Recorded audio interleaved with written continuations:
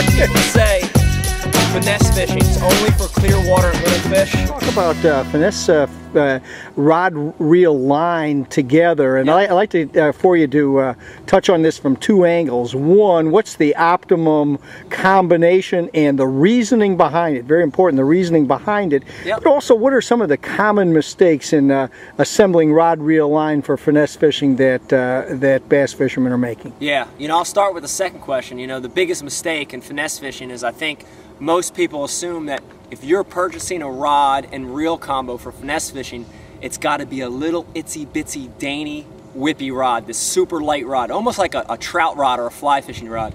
That's all wrong. You know, you don't really need that kind of rod. But I'll get into the 4 basic rods that I use in my finesse fishing. You know, and the first one is what I call a jig head rod, and this is a rod that I use for any application that's got a single hook, like a shaky head, like a mushroom head, like a flick shake head with a big single hook.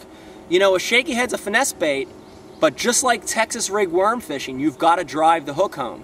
So I want a rod with a 60-40 mix, and I like a 6-6 rod. A lot of people say, why do you use the 6-6 rod for shaky heading versus a 7-foot or even longer?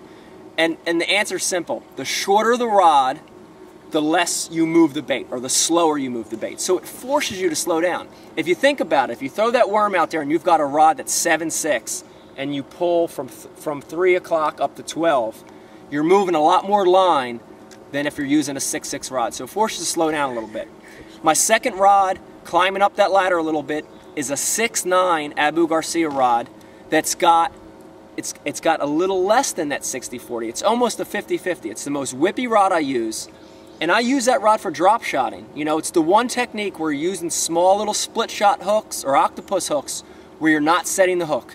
And drop shotting, I'm feeling that fish go away with it, and I just start reeling. I just want to apply pressure. So I use a 6-9 medium action, but a 50-50 mix instead of a 60-40. Climbing up that ladder a little bit more, and this is my most versatile rod. If I had to pick one out of the mix, it would be a 7-foot medium rod, you know, 7-foot medium action rod.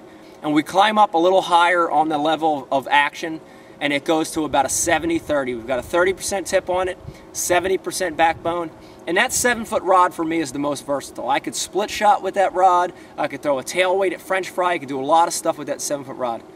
And finally, my 4th spinning rod that I use is a long spinning rod. A lot of companies don't make them. It's a 7-4 rod, and it's a medium heavy instead of a medium. It's got an 80-20 mix, so 80% of the rod's backbone, but you still got a little tip, 20% of the tip. And I use that really long rod for applications like soft plastic jerk baits, applications like soft stick baits, where you have to cast a weightless plastic 100 miles away.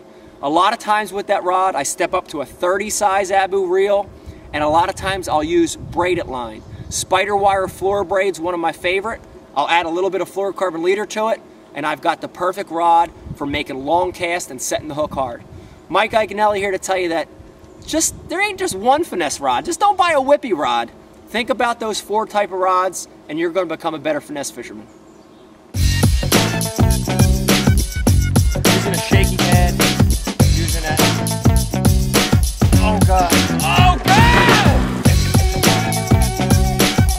A lot of people say finesse fishing is only for clear water and little fish. I'm going to say they're wrong.